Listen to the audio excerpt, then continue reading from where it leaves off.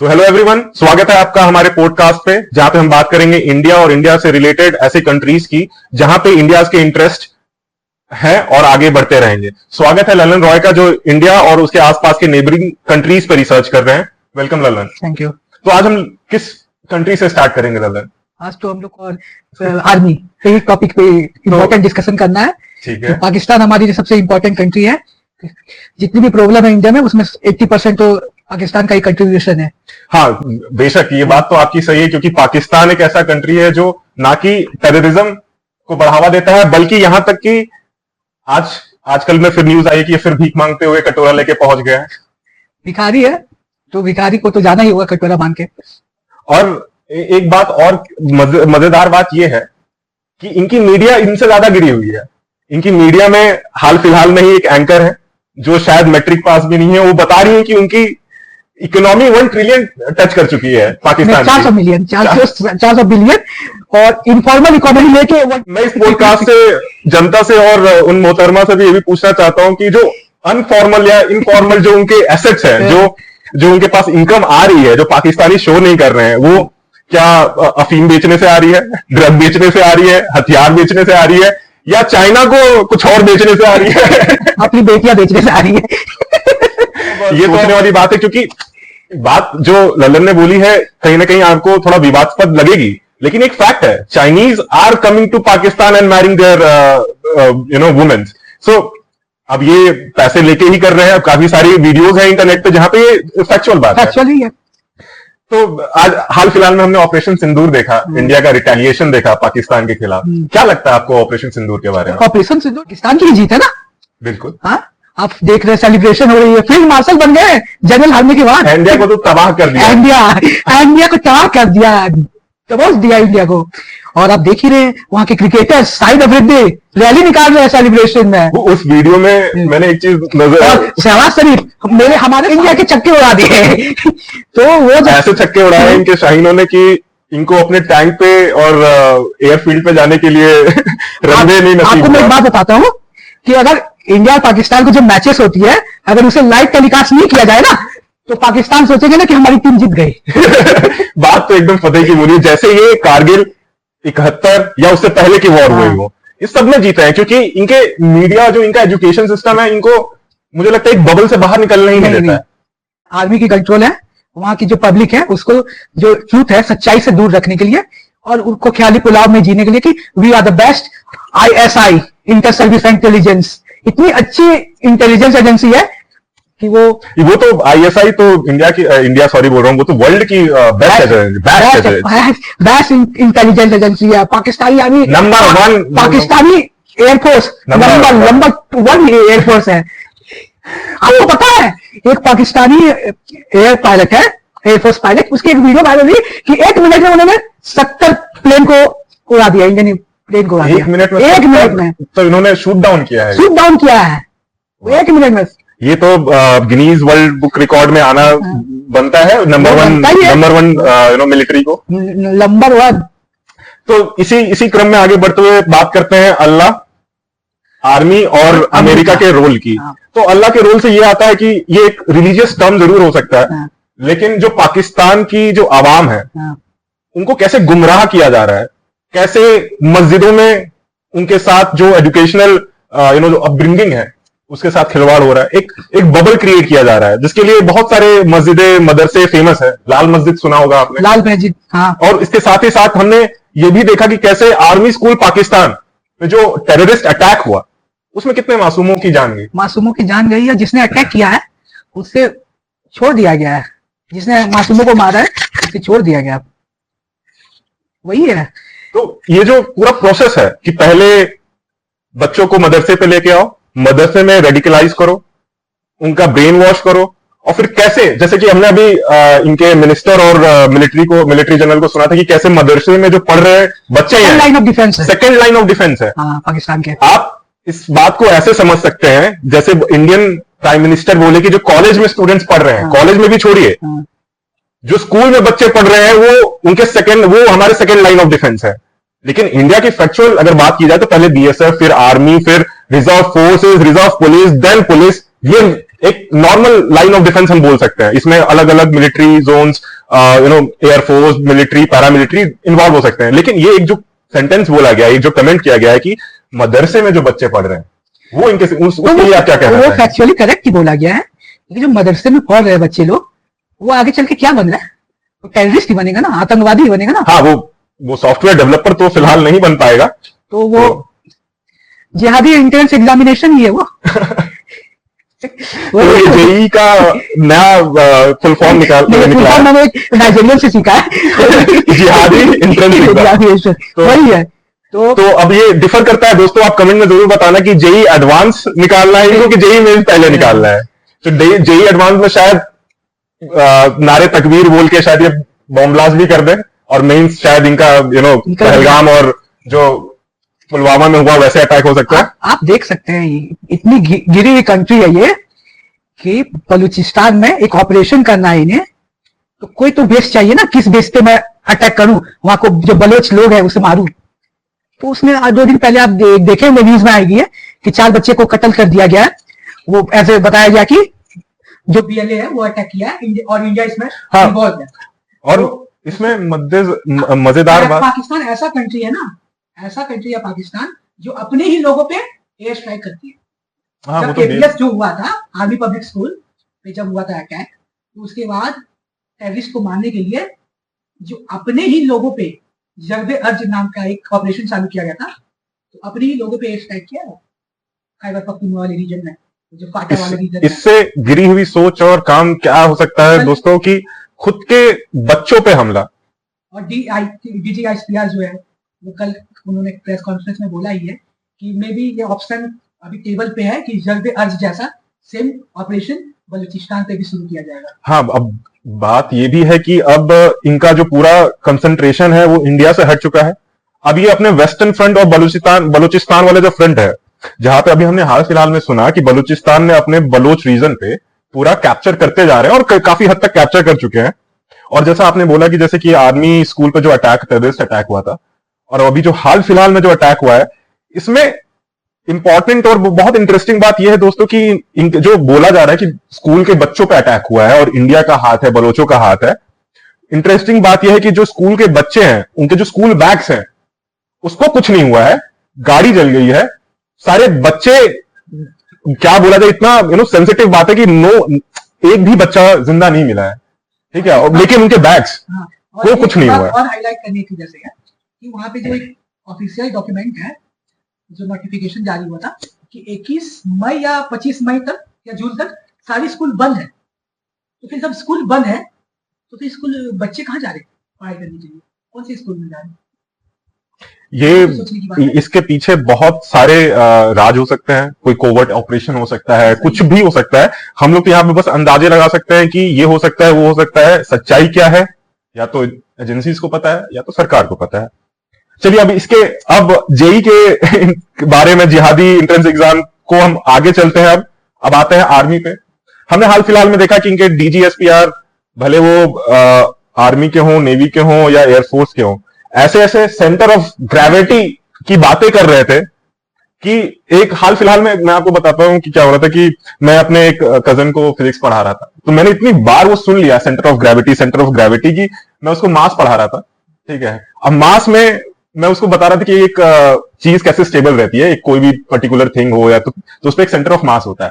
तो इतनी बार सुनने के बाद मुझे अब मेरे माइंड में इतना हो गया कि वो मैं बोल रहा हूँ सेंटर ऑफ ग्रेविटी, फिर बाद में रियलाइज हुआ कि सेंटर ऑफ मास होता है भाई, सेंटर ऑफ ग्रेविटी नहीं होता है।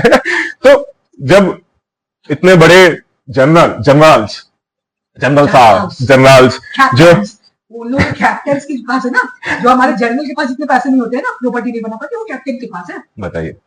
तो उस पर बात करते हुए हम आज आगे चलते हैं, बात करते हैं कि इनके जो आर्मी पर्सनल्स हैं, कैसे इनके सारे बच्चे या तो विदेशों में पढ़ते हैं या तो उनके विदेशों में ही रहते हैं। विदेशों में रहते हैं, मेनली कनाडा में रहते हैं। कनाडा हो गया, यूएस हो गया, यूके लंदन। और हमारे जनरल्स के बच्चे इंडिया में ही रहते हैं और छोटे मोटे फ्लैट ले लिए नोएडा में, गुड़गांव में, या तो द्वारिका में रह लिए।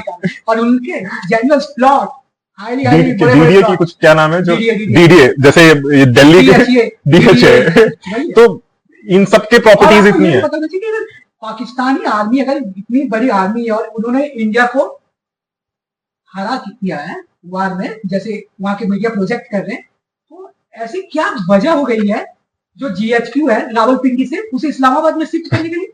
अगर वो तो अब बचा निस्ते नाबूद हो चुकी है ना। किस बात की डर जो आप शिफ्ट कर रहे हो, जहां पे आपका गैरिसन था, वो गैरिसन को हटा के आप कहीं और लेके जा रहे हो। तो ये तो एक इस पे एक अलग डिस्कशन हो सकता है कि वो अपना GHQ कहाँ लेके जा रहे हैं, हेडक्वार्टर। उसके साथ ही साथ जब हम आर्मी की बात करते हैं तो हमने उनके जितने भी ब्रीफिंग्स देखी, उसमें ना तो हमने कोई ऑफिशियल सैटेलाइट इमेजिंग हो या कुछ ऑफिशियल वेरी ऑथेंटिक प्रूफ के साथ कुछ भी बताया गया हो, ऐसा तो कुछ नहीं देखा। हाँ, बट मैंने एक वीडियो जरूर बनाया था कि वो अपने एयरफोर्स चीफ दिखा रहे थे कि कैसे ब्रह्मोस क्रॉस कर रही है। बाद में उस अगर आप उस वीडियो को देखेंगे तो मैंने उसमें बताया कि कैसे किराना हिल्स उसी डायरेक्शन में है। और आपको मैं बताना चाह रहा हूँ, ऐसे प्रोजेक्ट किया जा रहा है एक वीडियो में, ऑफिशियल प्रेस कॉन्फ्रेंस में एज ए वीडियो, पाकिस्तान जो ऑफिशियल ट्विटर हैंडल है पाकिस्तान गवर्नमेंट का, उसमें ऐसा वीडियो दिखा रहा है कि कैसे इंडिया पे एयरबेस पे अटैक किए हैं, फाइटर जेट दिखा रही है। तो एक वहाँ पे एक विदेशी पॉडकास्टर ने, गेमिंग पॉडकास्टर ने उसे डिबंक किया कि कैसे वीडियो गेम का वीडियो वहाँ पे लगा दिया है। तो आप समझ सकते हैं कितना सीरियस कंट्री है वो। ये तो अभी पाकिस्तान ने तो जंग तो जरूर जीती है, लेकिन मुझे लगता है प्रोपेगेंडा और मीडिया वाली जंग जरूर जीत गए हैं, क्योंकि उनकी आवाम में कोई गलतफहमी नहीं है। वो कोई एक डाउट नहीं, इंडिया प्रोपेगेंडा वार में ना हमेशा पाकिस्तान के पीछे ही है, क्योंकि उन लोग का जो प्रोपेगेंडा वार है, उन लोग हम लोग से बहुत ज्यादा एक्सट्रीम लेवल में। और हम आप अगर अब ये भी तो कहा जा सकता है ललन जी, ऑपरेशन सिंदूर के टाइम में जितने भी वेस्टर्न मीडिया है, वो जो नैरेटिव है, किसका नैरेटिव शो कर रहा था कि 5 राफेल गिरा दिया है, ये गिरा दिया, वो चाइनीज और पाकिस्तानी नैरेटिव को। इंडियन कभी अपना नैरेटिव बिल्ड करना चाहता ही नहीं वेस्टर्न मीडिया में। और जितना भी इन्फ्लुएंसर, आप जितने भी आर्टिकल्स देखेंगे ना, उसमें अगर पैटर्न देखेंगे ना, सब पाकिस्तानी ओरिजिन के लोग हैं जो वो आर्टिकल लिख रहे हैं। अब इसी बात से एक मुझे इंसिडेंट की याद आता है, जिसमें Ranbir Allahbadia was giving a interview to a channel CNN, वो था इसका कोई ब्रिटिश कोई किसी न्यूज चैनल जर्नलिस्ट या किसी को तो इंटरव्यू दे रहे थे, एंड बहुत अच्छे से वो इंडिया का पॉइंट और पाकिस्तान क्या कर रहा है उसका रिप्लाई कर रहे थे। लेकिन जो जर्नलिस्ट था उसके इस बायसनेस से ये पता चलता है उसके क्वेश्चन से, जब वो पूछता है कि आपने तो अभी एक पोस्ट डाला था, आपने डिलीट क्यों कर दिया, तो वो उस पैनलिस्ट के पर्सनल लाइफ में घुस रहा है कि आपने जो दिया हुआ एक जो ट्वीट है या जो आपने जो कमेंट किया आप क्यों डिलीट कर रहे। तो इट्स हिज और हर पर्सनल डिसीजन ना कि उसको रखता है या नहीं रखता, उससे कॉन्फ्लिक्ट किस लिए हो रहा है, इश्यूज क्या है, वो अलग बदल तो होने ना जाता है। तो ये कुछ ऐसे वेस्टर्न मीडियाज भले वो अल जजीरा हो, क्वेश्चन भी वाजिब था कि जैसा वो पोस्ट डाला था we are brothers, I don't think कि पाकिस्तानी आर ब्रदर्स। अगर जो टू नेशन थ्योरी पे बिलीव करती है कोई भी कौम या कोई भी इंसान, वो हमारा ब्रदर्स हो ही नहीं सकता है। टू नेशन थ्योरी एग्जैक्टली है क्या कि हिंदू और मुस्लिम एक साथ नहीं रह सकते। जब हम एक साथ रह नहीं सकते तो फिर हम आपके साथ दोस्ती कैसे रखेंगे? जब आप मुझे अलग समझ रहे हैं तो मैं आपसे के साथ दोस्ती करें। जिस दिन पाकिस्तान टू नेशन थ्योरी को साइड कर लेगा, वो दिन मानूंगा वो मेरा भाई है। बिना टू नेशन थ्योरी बेसिकली है क्या? यही है कि हम हिंदू और मुसलमान एक साथ नहीं रह सकते हैं। ये अब कहा जा सकता है कि हर वो शख्स के खिलाफ हूँ जो पाकिस्तान से दोस्ती की बात करती है, उसके साथ दोस्ती बात करने का कोई फायदा ही नहीं, कि जो हमें इंसान समझता ही नहीं है तो उससे दोस्ती। क्या आप ये नहीं समझते हैं कि ये जो टू नेशन थ्योरी अचानक से मुल्ला मुनीर के द्वारा आई और उसके बाद एक जो बांग्लादेश है और बाकी जो बॉर्डर एरियाज हैं जहां पे जियो पॉलिटिकल चेंजेस आ चुके हैं, डेमोग्राफीज के थ्रू, पॉपुलेशंस के थ्रू, इलीगल इमिग्रेंट्स के थ्रू, उसको एक प्रोवोकेशन के तौर पे देखा जाएगा? आप अगर देखा जाए तो प्रोवोकेशन ही है। ये जो अटैक हुआ है इंडिया पे, जो हिंदूज को मारा गया सिर्फ नाम आइडेंटिटी देख के, तो इसका रीजन ये, अगर आप देखेंगे आइडियोलॉजिकली, तो वो एक ऐसा सिचुएशन क्रिएट करना चाहते हैं इंडिया में कि जैसे भी जो रिलीजन है ना इंडिया में, हिंदू और मुस्लिम कॉन्फ्लिक्ट में आ जाए, जिससे कियोस क्रिएट किया जाए इंडिया में, जिससे इंडिया का जो डेवलपमेंट ग्रोथ है उसे पीछे करना चाहिए। और इसमें सिर्फ पाकिस्तान नहीं है, इसके पीछे से बंदूक जो नाला है वो चाइनीज का है, और हमारा जो जिसे हम अपना मानना चाहते हैं वही अमेरिका, उसका भी है। तो आप कुछ ना कुछ इस तरीके से बोलना चाह रहे हैं कि जो अब नेक्स्ट वॉर फ्रंट इंडिया के लिए आएगा वो कहीं ना कहीं 3.5 फ्रंट आएगा या मोर देन दैट, जहां पे तीन तरफ से ज्यादा होगा, क्योंकि देखिए चाइना और बांग्लादेश को एक ही है, एक ही फ्रंट है, इधर से भी एक ही फ्रंट है। 2.5 तो हमारे अंदर जो है, जैसे आप देखें अभी जो न्यूज में आई थी पकाया गया। मैंने 3.5 एंड मोर देन दैट इसलिए बोला क्योंकि आज के समय में जो इंडिया के नेबरिंग कंट्रीज के साथ उसके रिलेशंस हैं, भले वो श्रीलंका हो, पाकिस्तान हो, अफगानिस्तान हो, नेपाल हो, बांग्लादेश हो या म्यांमार हो, ये सारे कंट्रीज कहीं ना कहीं इंडियन इंटरेस्ट के अपोजिट में है और कहीं ना कहीं भी स्टेबल गवर्नमेंट नहीं है या इकोनॉमी नहीं है। स्टेबल गवर्नमेंट भी नहीं है, डेमोक्रेसी भी डिक्लाइन पे ही है। जो कंट्रीज में थी डेमोक्रेसी वो भी डिक्लाइन में है, और कोई भी नहीं चाहता है ना कि जो इंडिया का बिग ब्रदर जो एटीट्यूड है वो किसी को बर्दाश्त नहीं होता है।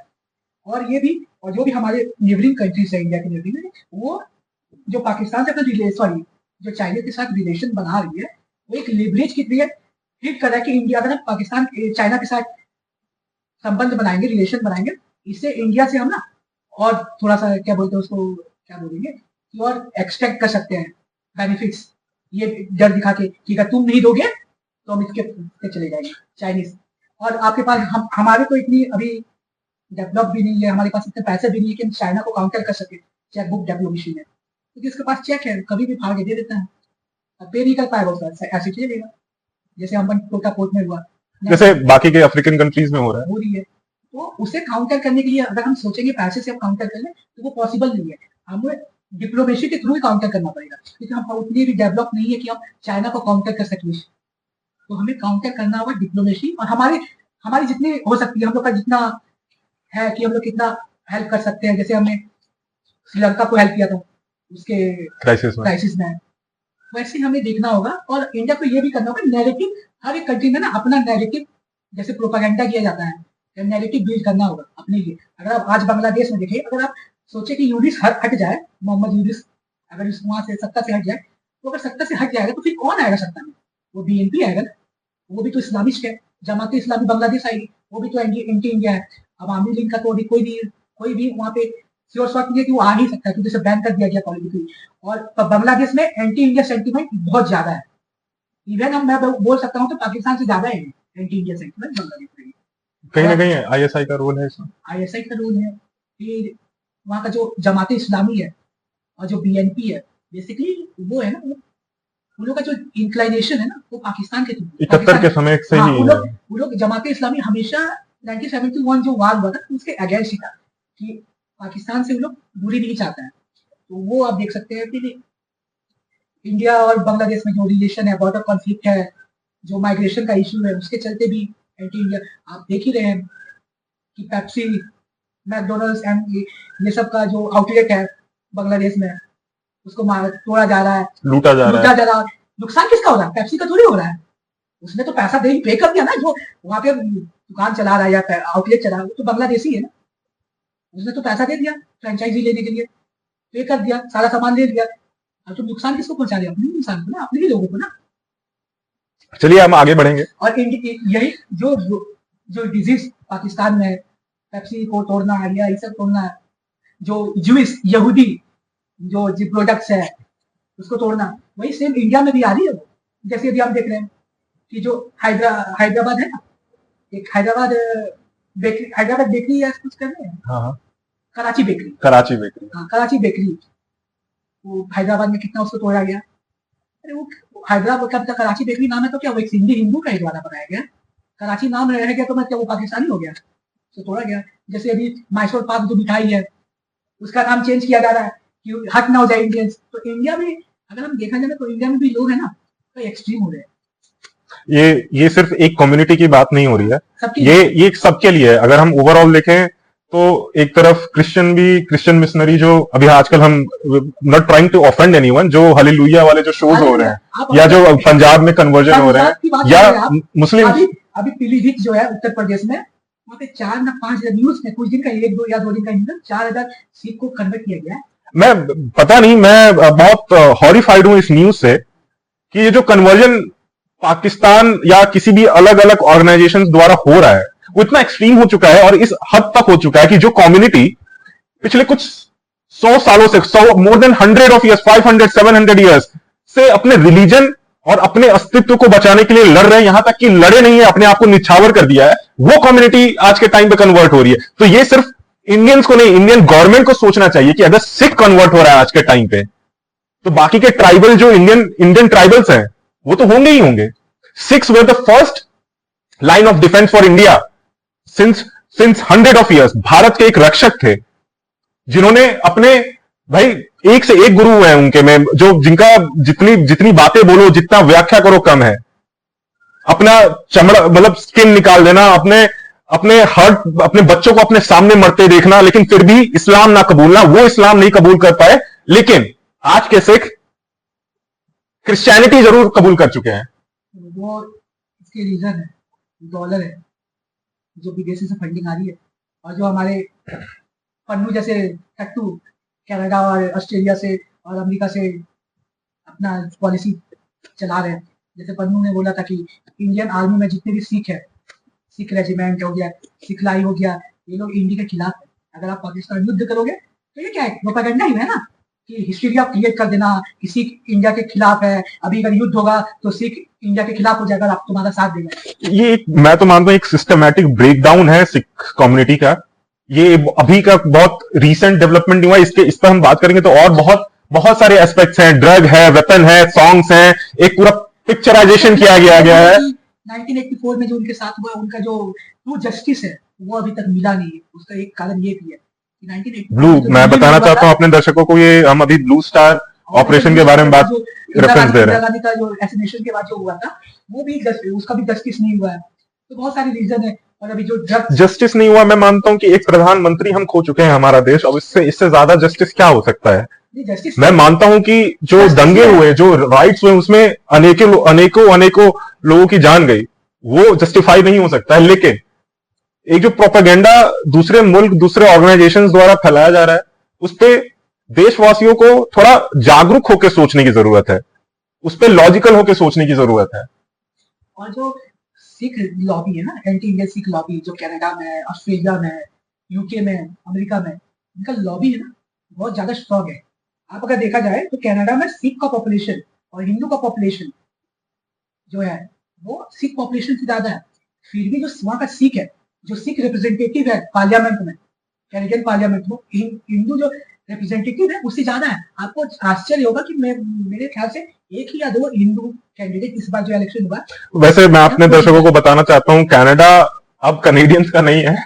उसके काफी सारे जो ऐसे शहर हैं जो ओवर पॉपुलेटेड हैं, इंडियंस मेनली, पंजाबीज और बाकी के। वहाँ पे तो सिख बड़े हुए हैं। और एक पॉजिटिव जो कैनेडियन इलेक्शन से जो आया रिसेंटली, वो है जो जस्टिन, ये क्या नाम है, नहीं उसका नाम क्या है, जो सिख पॉलिटिशियन है, उसकी जो उसकी फोटो एनडीपी जो जिसका पार्टी है, उसकी फोटो, उनके फोटोज पिक्चर्स लगाने की कोशिश करेंगे। तो उनका जो रिप्रेजेंटेटिव था पार्लियामेंट में पिछले बार से इस बार बहुत कम हुआ। तो एक पॉजिटिव है वो इंडिया के लिए। उनका जो ये बोल सकते हैं पॉजिटिव है कि नैरेटिव कम हो रहा है, वोट कम आ रहे हैं, बट फिर भी वो जो ऑक्यूपेंस है इस आइडियोलॉजी का वैसे भी बहुत ज्यादा है। हम वापस अपने टॉपिक पे आते हैं। हम ट्रिपल ए पे जो बात कर रहे थे कि अल्लाह, आर्मी और अमेरिका, अब हम डिस्कस करते हैं थोड़ा अमेरिका के रोल की यहाँ पे, कि कैसे ट्रम्प बोल रहे हैं कि वो अगर बीच में नहीं आते, वो अगर ट्रेड की धमकी नहीं देते, तो पीस नहीं होता, सीज फायर नहीं होता। उसके साथ ही साथ मैं आपसे इस पे भी कमेंट चाहूंगा कि जो हमारे फॉरेन मिनिस्टर है जयशंकर, उन्होंने हाल फिलहाल में एक इंटरव्यू में भी ये बोला कि US was in USA and India was talking to many other countries, कि अमेरिका में ही था और इंडिया बहुत सारे देशों के साथ उस समय वार्ता में था, भले वो कतर हो, मिडिल ईस्ट के कुछ कंट्रीज हो, या अमेरिका हो, या बाकी के यूरोपियन कुछ नेशंस हो, उसमें जर्मनी भी आता है, डॉइचलैंड भी आता है। तो उस पर आप क्या कमेंट करना चाहेंगे? जो अमेरिका का जो बाकी की इन्वॉल्वमेंट इस सीज फायर का, तो अमेरिका अगर आप देखेंगे ना, तो एक दिन जब सीज फायर से एक दिन पहले जेडी वैंस ने बोला था कि हम लोग को वहां पे कोई लेना नहीं देना नहीं है, हमें हमारा वार नहीं है वहां पे। तो ऐसा क्या हुआ कि एक दिन के अंदर अमेरिका इतना ज्यादा इन्वॉल्व हो गया? मैम इस पे एक छोटा सा मैं रोकना चाहूंगा आपको सर, कि एक कॉन्स्पिरेसी थ्योरी बोले या इसके पीछे इलॉजिकल माने या कुछ भी माने, कि ये एक बहुत अनफॉर्चुनेट इवेंट था हमारे लिए पहलगाम। लेकिन एक थ्योरी ये भी है कि जेडी वेंस जहां जहां जाते हैं वहां वहां कुछ ना कुछ ऐसे इवेंट्स होते हैं कि वहां पे वॉर क्रिएट हो ही जाता है। अगर हम अमेरिका का रोल अगर इस पे हम देखना चाहें, तो पहलगाम अटैक तब हुआ जब जेडी वेंस इंडिया विजिट पे थे, तब हुआ जब चाइना पे टैरिफ अमेरिका बढ़ा चुका था, अराउंड 125% था। तब हुआ जब अमेरिका और चाइना के ट्रेड जो टैरिफ से कॉन्फ्लिक्शन चल रहा था। उसके साथ ही साथ हमने ये भी देखा कि चाइना किस एग्रेशन से, किस एक इंपॉर्टेंस की, चाइना एक मेजर पावर है एक एरिया में, वो भले यूक्रेन रशिया का वॉर हो, गाजा इसराइल का हो, सब में अपना अपना अस्तित्व दिखाने की कोशिश कर रहा है कि हम हैं, चाइना है एक नया लीडर जो सबके बीच में मध्यस्थता करवाएगा। और उसका उसने एग्जांपल भी बहुत अच्छा दिया है। पहलगाम अटैक के बाद जो ऑपरेशन सिंदूर हुआ, सीज फायर के बाद और सीज फायर के समय हमने एक न्यूज सुनी जहां पे बोला जा रहा था कि इंडियन काउंटर पार्ट ने चाइना से भी बात की है उस टाइम पे, और उसके बाद सीज फायर हुआ है। इस पे भी मैं आपसे कमेंट चाहूंगा, इसको एक रेफरेंस देते हुए, और एक छोटा सा कि एक रेफरेंस और ऐड करना चाहूंगा जहां पे ये भी अलग अलग जर्नलिस्ट और रिसर्चर्स बोल रहे हैं कि भाई साहब, ट्रंप ने मोदी जी से पहले ही अनाउंसमेंट कर दी सीज फायर की, जिससे मोदी जी या इंडियन स्टेट के लिए एक गलत या निगेटिव साइड देता है। पहली बात, जो ट्रंप है ना, वो बहुत बड़बोला इंसान है, उसको हर चीज का क्रेडिट विवेकानंदा, डोलान की तरफ जब मोदी जी ने बोला ना डोलान की तरफ, तो उसको हर चीज का क्रेडिट लेना। वो अपने आप को लार्जर देन लाइफ आदमी दिखाना चाहता है कि दुनिया में जहां भी पीस हो रहा है यार, जहां भी है मैं इन्वॉल्व, मैं पीस कराना चाह रहा हूँ, मुझे नोबेल पीस प्राइज चाहिए। भले वो अमेरिकन आर्मी का रिट्रीट करना हो अफगानिस्तान से, यूक्रेन हो या मिडिल ईस्ट हो, अब्राहम अकॉर्ड हो, अब्राहम अकॉर्ड को फिर एक्सटेंड कराना हो, भले वो अभी हाल फिलहाल में सीरिया हो, जिसको उन्होंने अभी रिकॉग्नाइज किया था टेररिस्ट, एज अ टेररिस्ट, उसको अब वो रिकॉग्नाइज कर रहे हैं as a legal statesman of a country. हाँ, वो अमेरिका का हमेशा ये दोगलापन रहा है कि जैसे तालिबान को वही बनाया, जितने भी आज पाकिस्तान में और अफगानिस्तान में इतने प्रॉब्लम क्रिएट किया गया, किसके द्वारा क्रिएट किया? सोवियत यूनियन को काउंटर करने के लिए अफगानिस्तान में मुजाहिदीन खड़ा कर दिया, और वही जब उसी को बाइट करने आया तो फिर वो तालिबान से लड़ने आ गया, और जब देखा कि अब मेरे को यहाँ से कुछ नहीं मिलने जाने वाला, फिर वहां से जो अफगानिस्तान गवर्नमेंट है उसका सपोर्ट छोड़ के वहां से निकल। तो एक जियोपॉलिटिक में अमेरिका के लिए बहुत अच्छी कहावत है, या इसको उसके जियोपॉलिटिकल इंटरेस्ट को ऐसे समझा जा सकता है कि अमेरिका टू काउंटर, अगर बोले सॉरी अमेरिका तो गलत हो जाएगा, उस टाइम पे USA to counter USSR it supported Pakistan, to counter Pakistan and USSR it supported somehow at that time China को सपोर्ट किया, उसके ट्रेड को या वहां पे इन्वेस्टमेंट बढ़ाया। To counter China America also support India, and to counter India America also support Pakistan and Bangladesh. तो कहीं ना कहीं ये जो चाणक्य की नीति है कि दुश्मन का दुश्मन दोस्त, या वो जो एक, आप इस पे भी थोड़ा इसको हाईलाइट करते हुए आगे अमेरिका के रोल इंडिया के ऑपरेशन सिंदूर में क्या है, और उसके आसपास जो बढ़ती गतिविधियां हैं इंडिया के, उस पर थोड़ा फ्लैश करते हुए कुछ बताना चाहें, इसको क्लेरिफाई करें। अमेरिका का जो स्ट्रेटेजी है कि हमें चाइना को काउंटर करना है इंडो पैसिफिक में, उससे ग्रो करने से रोकना है, और अगर चाइना को काउंटर करना है तो अगर उस रीजन में कोई एक पावर है, बड़ी पावर, जो चाइना को काउंटर करने में हमारी मदद करे, वो है इंडिया।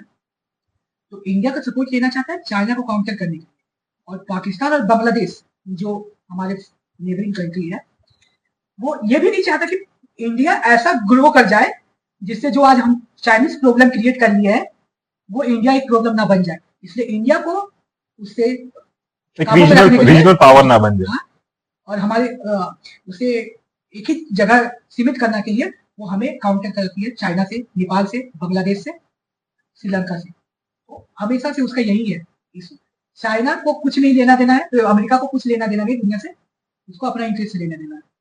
और सबसे बड़ी फायदा है ज्योग्राफी। अमेरिका को कोई ऐसा नहीं है कि हमारे पास को चारों तरफ से हम घिरे हुए हैं। अमेरिका को मतलब लाइक दो तरफ से ओशंस और सी से घिरा हुआ है। घिरा हुआ है। कनाडा है, कनाडा तो कुछ नहीं है उसके लिए, कनाडा कुछ नहीं है। मैक्सिको में सिर्फ बॉर्डर कॉन्फ्लिक्ट है, माइग्रेशन का इशू है, इसके अलावा कुछ नहीं है। ये वाला रीजन में तो कभी ग्रोथ करनी ही नहीं दिया।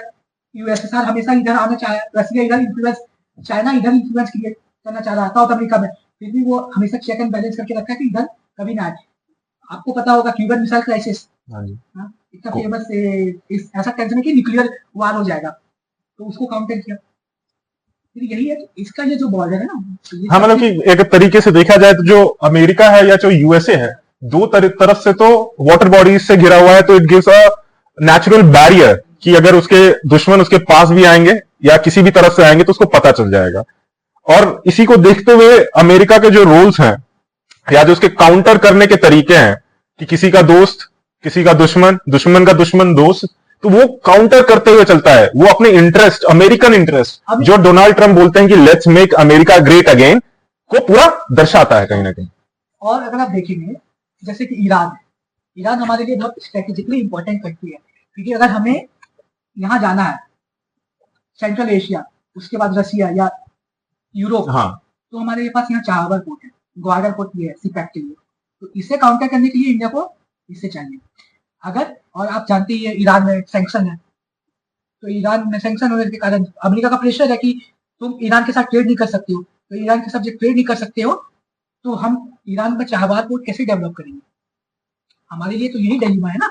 आप अगर म्यांमार ही देखेंगे तो म्यांमार में यहाँ पे चाइना म्यांमार इकोनॉमिक कॉरिडोर, यहाँ पे कुर्पी को पोर्ट बना रही है, इंडिया भी कॉरिडोर बना रहा है, इंडिया भी कॉरिडोर, पर इंडिया तो सैंक्शन है जो वहाँ पे मिलिट्री रूट पे अमेरिका का, तो इंडिया ज्यादा ट्रेड नहीं कर सकता है, बात नहीं कर सकता है। अगर बात करेंगे तो अमेरिका हमारे पे सैंक्शन लगा, हमारी कंपनियों पे सैंक्शन लगा दी है ना, जो रसिया के साथ अभी ट्रेड कर रहा है, वो भी कंपनी, बहुत सारी कंपनीज है, बहुत सारी कंपनीज के सीईओ है, उस पर सैंक्शन लगा दी गई है अमेरिका के द्वारा। तो अमेरिका ना अपना इंटरेस्ट देखता है कि इंडिया यहाँ पे है, तो अगर वो ईरान से डील कर रहा है तो क्यों डील कर रहा है? उसको तो अपना, वो इंडिया का पॉइंट ऑफ व्यू नहीं देखना चाह रहा है, वो सिर्फ अपना पॉइंट ऑफ व्यू देखना चाह रहा है कि अगर आप म्यांमार से अगर हम अपना इन्फ्लुएंस नहीं रखेंगे तो फिर चाइना आ जाएगी ना। तो सबसे बड़ा जो हम लोग का ड्रॉबैक है, हम लोग जो अपने रीजन में नेबरिंग कंट्रीज में क्यों नहीं अपना होल्ड बना के रख पा रहे हैं, उसका सबसे बड़ा कारण यही है। अब यूएसए हो, अमेरिका हो, और उसका साथ देने के लिए अब चाइना भी है ही, क्योंकि हमने हाल फिलहाल में देखा है ये भी है कि कैसे इंडियन जो इंटरेस्ट है उसके नेबरिंग कंट्रीज में बहुत गिरता जा रहा है। भले वो श्रीलंका हो, श्रीलंका में इकोनॉमिक क्राइसिस हो, भले इंडिया के अगेंस्ट कैंपेन हो, अभी हमने देखा मालदीव्स में देखा out, India out again, Bangladesh में इंडिया आउट अगेन, पाकिस्तान तो बोलना ही नहीं है, ठीक है, नेपाल में इंडिया आउट अगेन, कम्युनिस्ट सरकार है नेपाल में। बताना चाह रहा हूँ कि ये जो भूटान है हमेशा से इंडिया के अंदर ही रहा है ना। हाँ, India has been the supporter of. हमारा क्या है कि भूटान को इंटरनली जो करना है वो कर, किसके साथ, कौन से कंट्री के साथ किसके रिलेशन रखना है वो इंडिया हम बताएगा, डिसाइड करते हैं। राइट। बट आज आपको पता है कि भूटान है ना, without involving India they are talking to China तो अपना बॉर्डर डिस्प्यूट ठीक करने के लिए, सॉल्व करने के लिए। तो हमारा इन्फ्लुएंस कम हो रहा है रीजन में। ये भी कहा जा सकता है कि India is giving Bhutan its own right to take decisions on their internal और एक्सटर्नल मैटर्स। इसके साथ ही साथ मेन बात यह है दोस्तों कि भले वो इंडिया के इंटरेस्ट हो ईरान में या म्यांमार में या किसी कॉरिडोर में, चाइना या अमेरिका इज मेकिंग श्योर कि जो भी इंडिया के कॉरिडोर्स हैं, जो भी ट्रेडिंग कॉरिडोर्स हैं, वो बन ही ना पाए और ज्यादा वो सिर्फ पेपर्स में रहे और ज्यादा ग्रो नहीं कर पाए।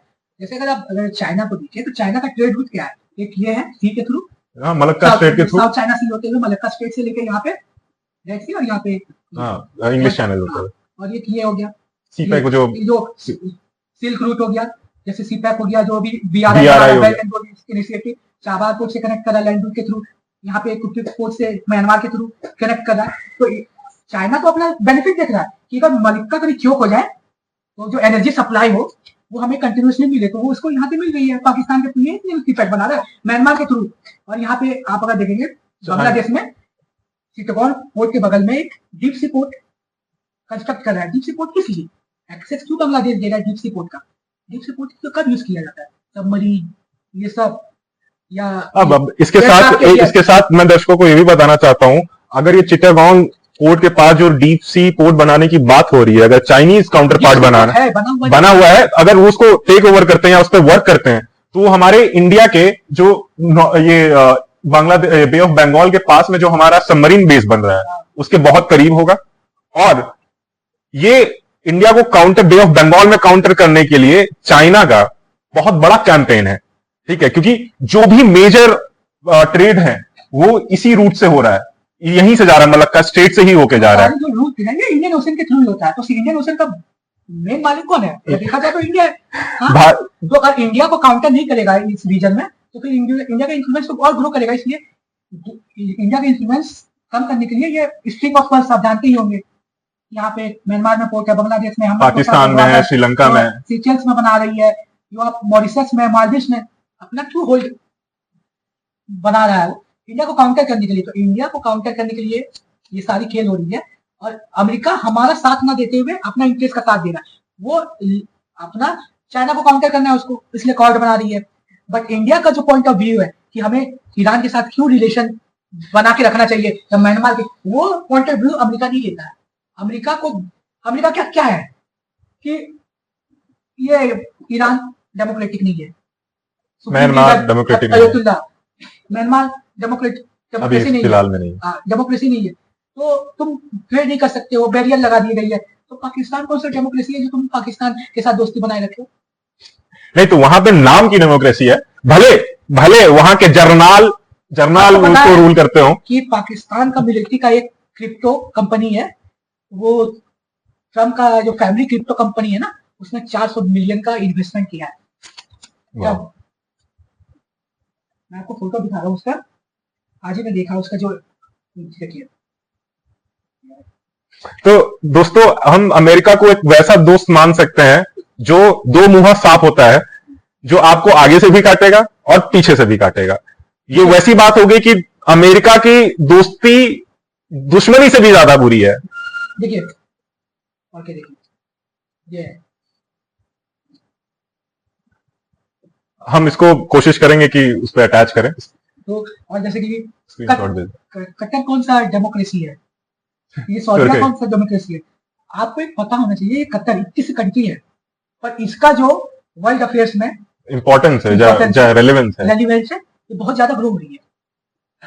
भले वो हमास को पेट्रो डॉलर्स सब फ्लो करेंगे। आपको पता भी ट्रम्प सऊदीया, यूएई और कतर का दौरा करके आए।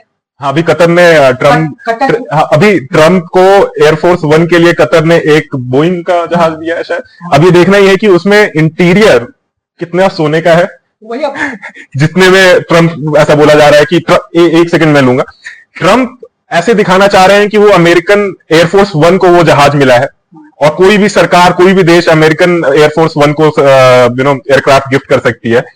लेकिन मजेदार बात यह है कि ये पहली बार, करीब करीब मैं देख रहा हूं कि पहली बार हुआ है जिसको वो बोलना चाह रहे हैं कि वो एयरफोर्स 1 को मिली है। लेकिन मुझे जहां तक लग रहा है कि ट्रम्प को खुद के लिए मिली है दोस्तों।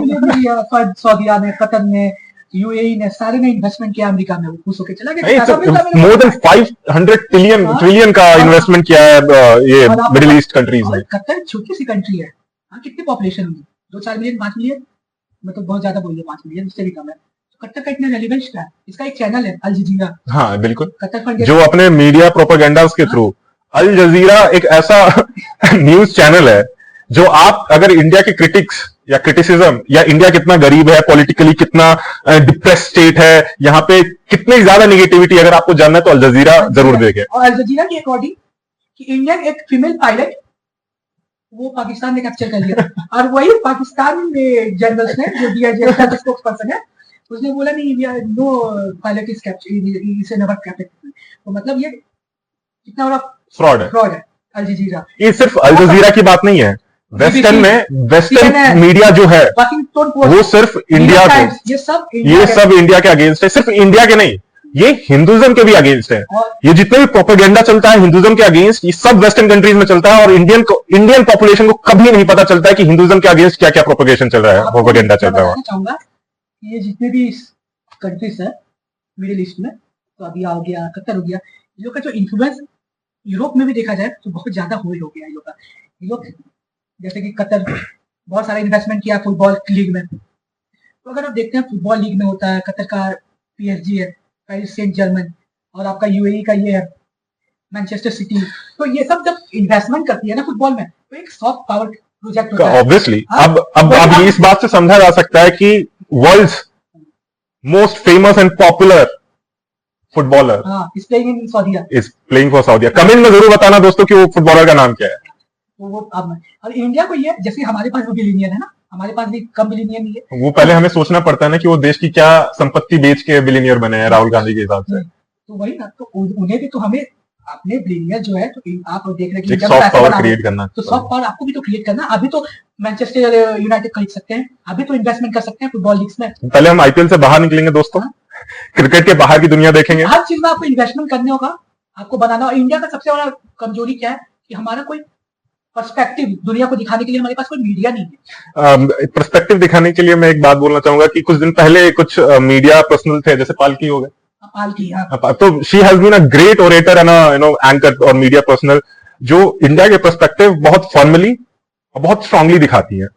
और उसके फैमिली में डिलेमा है, अगर उसके जो हस्बैंड है ना वो प्योर लेफ्टिस्ट है पालकी का, और ये राइट विंगर, अगर आप ये लोग जितने भी आप अगर देख रहे हैं ना, सुधीर चौधरी जो राइट विंग का पर्सपेक्टिव दिखाना चाहता है, अगर आप इसके 2014 से पहले का ट्वीट या इसको फॉलो करेंगे ना तो आपको लगेगा pure and pure anti Modi ये लोग था। तो सबको मीन्स क्या बोलते हैं, उसको बोलते हैं ना कि जो ट्रेंडिंग चल रहा है उसी में शामिल हो जाओ और देख सको। ये सब है ना अपना इंटरेस्ट दिखता है। कोई इंटरेस्ट की बात आई तो अब हम अमेरिका से आगे बढ़ते हैं, अब आते हैं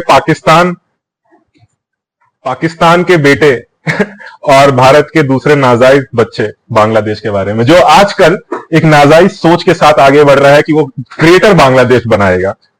तो इस पे आपका क्या कमेंट है सर? ग्रेटर बांग्लादेश को बनना तो मेरे को नहीं लगता पॉसिबल है, बट एक चीज पॉसिबल है कि वहां पे इंसर्जेंसी खड़ा किया जा सकता है, वो रीजन है। इसको एक बार ग्रेटर बांग्लादेश के पीछे का आइडियोलॉजी और थोड़ा सा जो चाइनीज इन्फ्लुएंस है यहाँ पे, बढ़ते चाइनीज बांग्लादेश में बढ़ते चाइनीज इन्फ्लुएंस को कैसे इंडिया काउंटर कर सकता है, क्योंकि हम चाइना में देख रहे हैं और वो भी अगर हम देखें लाल मुनीर हाट एयरबेस हो और उसकी बातें हो डेवलप करने की, या और दोस्तों अगर आपको लाल मुनीर हाट एयरबेस के बारे में और जानकारी चाहिए तो डिस्क्रिप्शन में दिए हमारे वीडियो को जरूर देखें। और इसके साथ ही साथ जो चिकन नेक है, जो हमारा सिलीगुड़ी कॉरिडोर है, उसके आसपास पास में आईएसआई हो, भले वो चाइनीज इंटेलिजेंस हो, चाइनीज आर्मी हो, पीएलए हो, बांग्लादेश हो, यहां तक कि यूएसए भी इंटरेस्टेड है, रशिया भी इंटरेस्टेड है। तो ये बहुत मल्टी कंट्रीज का जो इंटरेस्ट इस एरिया में आ रहा है, उसके लिए आप क्या कहना चाहेंगे और इंडिया का क्या काउंटर हो सकता है? उस जो रीजन है ना, अगर उस रीजन का देखेंगे डेमोग्राफी, तो इससे ये पता चलता है ना कि वो बहुत वल्नरेबल एरिया सिचुएशन एरिया के लिए डेमोग्राफी भी सूट नहीं कर रही है इंडिया को, अगर देखा जाए, क्योंकि वहां पे आप जानते हैं किस डेमोग्राफी के लोग ज्यादा है, और बॉर्डरिंग एरिया, नेपाल से भी बॉर्डर है, भूटान से भी है, आपका बांग्लादेश से भी है, चाइना भी है ऊपर में, वो वाले रीजन है ना इंडिया को बहुत सेंसिटिव रीजन है। अगर वो रीजन चला गया तो बहुत से बांग्लादेश, बहुत से बिहार वो जो आज से नहीं एक हिस्टोरिक टाइम से भारत और आसपास के एरिया का कैपिटल रह चुका है, पाटलिपुत्रा या मगध। तो क्या लगता है आपको, ग्रेटर बंगला बनेगा या ग्रेटर बिहार बनेगा? और इसके साथ ही साथ हम और भी ये चीज देख रहे हैं कि ग्रेटर त्रिपुरा की भी बात हो रही है।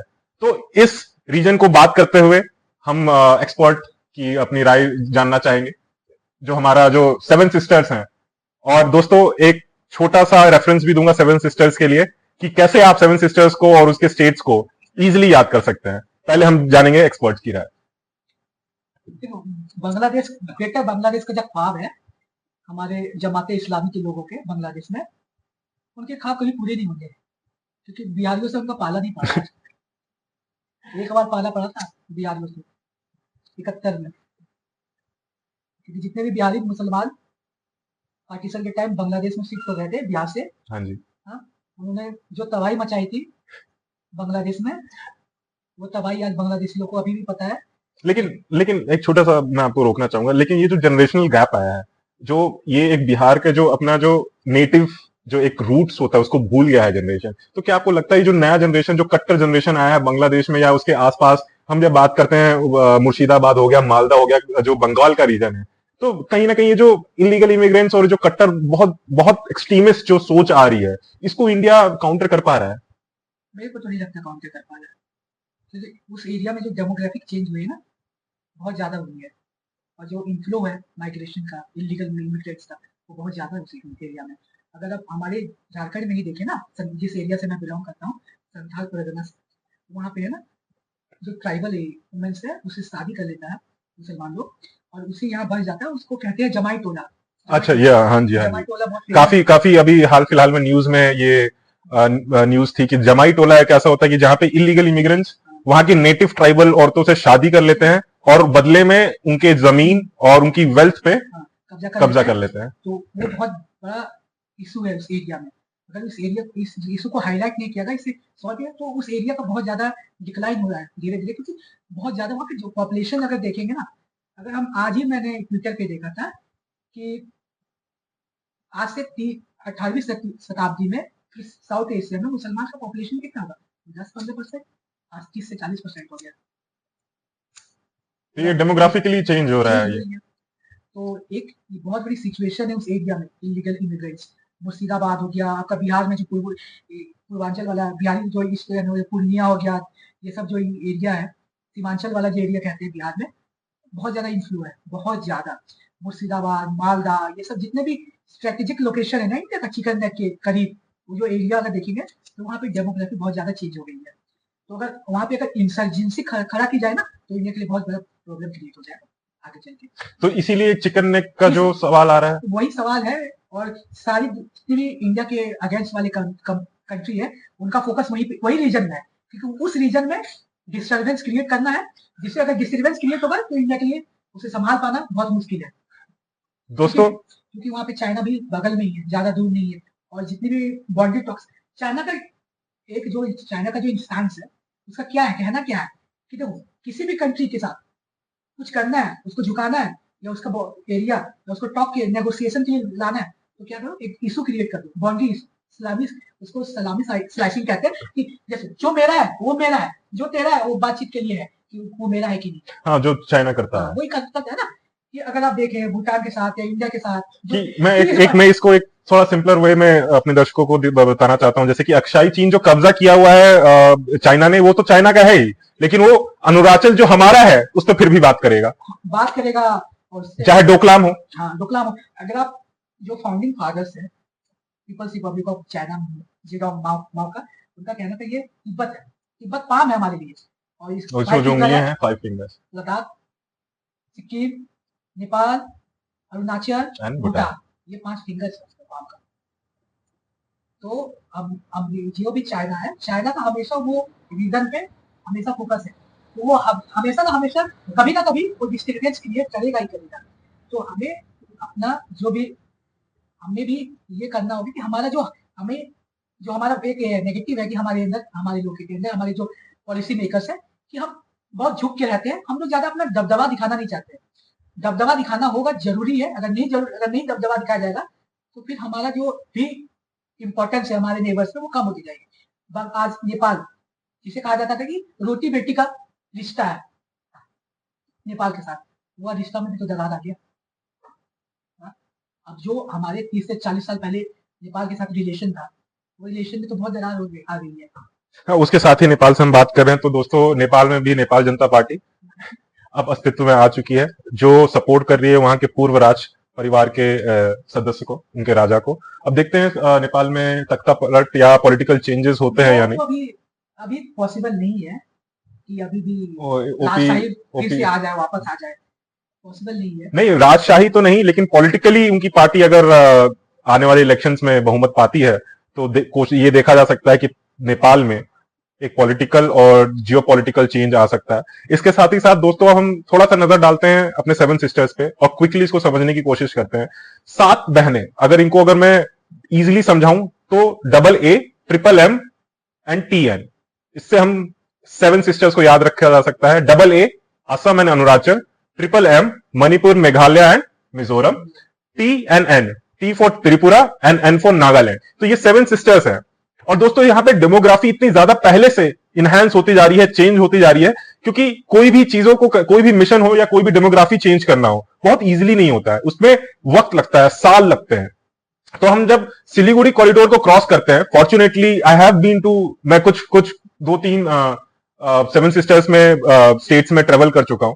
जो वहां की डेमोग्राफी है, जो वहां के ट्राइबल्स हैं, वो पहले से क्रिश्चियंस में कन्वर्टेड है, ठीक है। भले वो म्यांमार से, अगर हम बात करें मणिपुर में, म्यांमार से आ रहे इलीगल इमिग्रेंट्स हो, कुकीज हो, या वहां की डाइवर्स एथनिसिटी हो, कि अगर आप देखेंगे तो मणिपुर में आपको नागा भी मिलेंगे, मणिपुरी भी मिलेंगे, भले वो कुकीज हो या मैतेईज हो या अलग अलग ट्राइबल्स हो।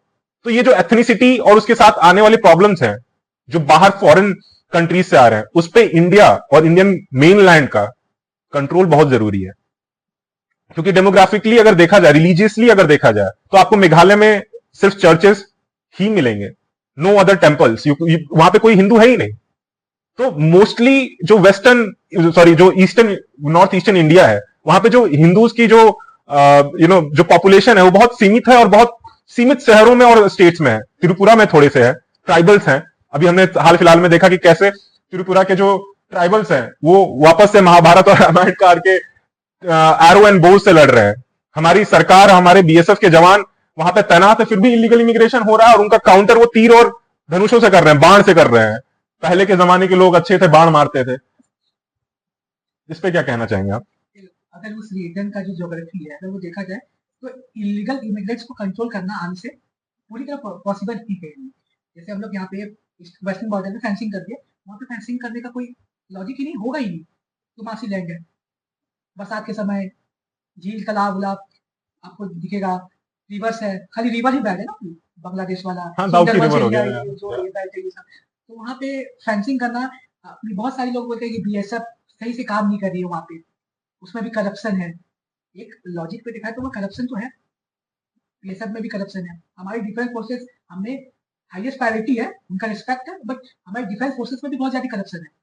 अगर आप देखा जाएगा जो आर्म डील्स होती है तो इसमें किकबैक्स लिया जाता है कि हम आपका जो, जैसे कि बहुत सारे इंडिया में जनरल्स है या बहुत सारे लोग हैं आर्मी में, देखा जाए कि दिस वुड बाय F-35, कोई बोल रहा है सुखोई खरीदना चाहिए, कोई ये बोल रहा है। तो इसमें जितना भी आर्म्स डीलर होता है उसका किकबैक, वो तो ऑब्वियस है, जो आर्म्स डीलर्स होते हैं उसमें उनके किकबैक्स आता है। इसके साथ ही साथ अब हम एक क्लोजिंग स्टेटमेंट लेंगे अपने गेस्ट से कि कैसे इंडिया इन सबको काउंटर कर सकता है और क्या इंडिया कैपेबल है चाइना को काउंटर करने में और अमेरिका को काउंटर करने में और अपना खुद का स्टैंड वर्ल्ड के सामने लेने में सक्षम है कि नहीं। All to you. अभी तो अकेले चाइना को काउंटर करना पॉसिबल नहीं है, हमें किसी और का हेल्प लेना ही होगा। अमेरिका को किस तरह से ले, हमारे पॉलिसी मेकर जो डिसीजन मेकर है वो किस तरह डिप्लोमेसी के थ्रू अमेरिका का सपोर्ट, वेस्ट का सपोर्ट, जापान का सपोर्ट ले, क्योंकि अकेले दम पे अभी चाइना को काउंटर करना पॉसिबल नहीं है। जब तक हम एक अलायंस के थ्रू ही काउंटर कर सकते हैं चाइना को, क्योंकि हमारे पास उतना मैन्युफैक्चरिंग हब नहीं है हमारे पास। भले वो कोई भी रीजनल ऑर्गेनाइजेशन हो, क्वाड हो, ब्रिक्स हो, या इसके थ्रू ही करना होगा। हमारे पास इतने इन्वेस्टमेंट भी नहीं है कि हम किसी और कंट्री को सपोर्ट कर सके। हमारे पास जितने लिमिट है उससे तो हम लोग हेल्प करते हैं, बट किसी को अगर लग जाता है कि देखो दो आदमी है, ये मेरे को कुछ पैसा देगा, वो मेरे तो इसका डर दिखा के मुझसे और पैसा दे, इसका डर दिखा के मुझसे ये पैसा दे। तो ये हमारे जो नेबरिंग है उनका यही है कि चाइना का डर दिखा के इंडिया से जितना भी लेवरेज ले वो ज्यादा ले लो, ज्यादा ले लो। जैसे कि हमारे साथ बांग्लादेश के में हमारे साथ बहुत डिस्प्यूट है, वाटर डिस्प्यूट है, तीस्ता रिवर रिलेटेड है, तो कैसे काउंटर करेगा इंडिया को? ज्यादा लिवरेज चाइना के थ्रू कैसे लेंगे हम इंडिया के साथ? चाइना का डर दिखा के कहीं ना कहीं शेख हसीना की भी गलती हमें लगती है कि चाइना को बहुत करीब ले आया है इंडिया। शेख हसीना है इंडिया के साथ डबल गेम खेलती थी। हाँ, इस्लामिस्ट को कंट्रोल में करके रखती थी, बट वो भी हमारे साथ ये नहीं है कि शेख हसीना के टाइम जो बांग्लादेश में हिंदू थे वो बहुत खुश न थे, उनके साथ कोई एक्सप्लॉयटेशन ये सब नहीं होता, उनके टाइम भी होता और अभी भी हो रही है, अभी ज्यादा हो रही है। बट उनका निकाला गया उनको सत्ता से किस लिए? उसने यूएस से बोला कि सेंट मार्टिन जो आइलैंड है, पोर्ट है, वो मैं आपको नहीं दूंगा, आइलैंड नहीं, तख्ता पलट हो गया अमेरिका के अगेंस्ट। उसने बोला था कि America is trying to create a Christian country in this region. हाँ, ऑब्वियसली जैसे मैंने आपको बताया जो सेवन सिस्टर का डेमोग्राफी चेंज हुआ है, तो वहां पे इजराइल ही नहीं यूएसए भी बहुत इंटरेस्टेड है। इजराइल भी हम सोचते कि हमारे बहुत अच्छा मित्र है, अलायंस पार्टनर है, बट इंडिया के साथ वो भी गेम खेलते हैं। अगर आप देखेंगे ना जो एलटीटी श्रीलंका में लिखते तो उस समय जब प्रॉब्लम क्रिएट किया गया था उस समय इजराइल का जो सपोर्ट था वो इंडिया के जो इंटरेस्ट के खिलाफ ही था। आप अजरबैजान को देखिए, सबसे बड़ा डिलेमा क्या है इंटरनेशनल पॉलिटिक्स में से, तो डिलेमा कहते हैं कि आप देखिए अजरबैजान इसफुली अगेंस्ट इंडिया, कश्मीर में पाकिस्तान को सपोर्ट करता है, fully support Pakistan, three brothers Turkey, Azerbaijan और पाकिस्तान, थ्री ब्रदर्स आपको अजरबैजान और आर्मेनिया दोनों कॉन्फ्लिक्ट में पाकिस्तान है। जैसे कश्मीर इशू है, नगर्नो कारोबाग का इशू है। तो आप देखा जाए तो टर्की और अजरबैजान एक है और टर्की और इजराइल अगेंस्ट है, बट अजरबैजान और इसका जो आर्मेनिया का इशू है उसमें इजराइल किसके सपोर्ट में है? अजरबैजान। और इंडिया सप्लाई कर रहा है आर्मेनिया को। तो दोस्तों कहने का मतलब ये है जो जियोपॉलिटिकल में सिचुएशंस बदलती हैं, जो सिनारियोज बदलते हैं, तुरंत बदलते हैं। अगर मैंने कोई डिसीजन लिया है कि आज मैं पाकिस्तान से कुछ खरीदूंगा या टर्की से कुछ खरीदूंगा, तो वहां पे उनके काउंटर पार्ट्स तुरंत उनके दुश्मनों से कुछ ना कुछ रिलेशन स्टार्ट कर देते हैं। टॉपिक पे अगर आप देख लें कि इजराइल हमें कश्मीर में सपोर्ट क्यों करता है, कोई डिप्लोमेटिक रिलेशन नहीं है और जिस दिन पाकिस्तान के साथ उसका संबंध डिप्लोमेटिक रिलेशन स्टेबलाइज हो गया, उसके बाद वो जितनी सपोर्ट अभी इंडिया को करता है, फुल सपोर्ट कश्मीर इशू में इंडिया का, वो तो अपना इंटरेस्ट तो हार्म नहीं करेगा पाकिस्तान में, तो वो निकल रहेगा। तो इजराइल का स्टैंड अब तक का ये था कि India was not supporting Israel till now due to Palestine and Hamas issues. तो इन इश्यूज की वजह से हम इंडिया इजराइल को फुली सपोर्ट नहीं करता था, लेकिन इजराइल कश्मीर और इंडियन सब कॉन्टिनेंट को फुली सपोर्ट करता था।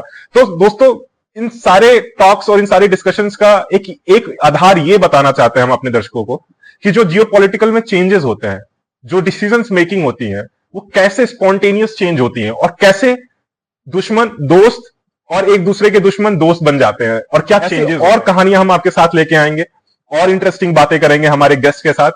तब तक के लिए हमें देखते रहें और इंडिया को सपोर्ट करते रहें। जय हिंद।